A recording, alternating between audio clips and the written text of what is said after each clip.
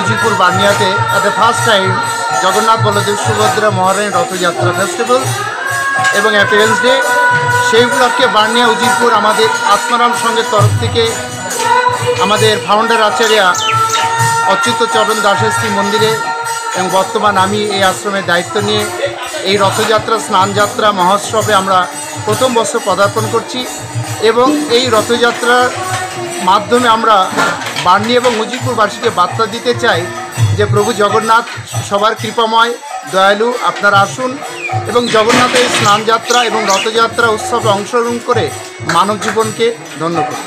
হরে কৃষ্ণ। যদি এখনও আমাদের খবরের দর্পণ চ্যানেলটি সাবস্ক্রাইব না করে থাকেন তাহলে এখনই সাবস্ক্রাইব করুন, সঙ্গে বেল বাটনটি ক্লিক করুন আর পেয়ে যান সব খবরের দ্রুত ভিডিও আপডেট।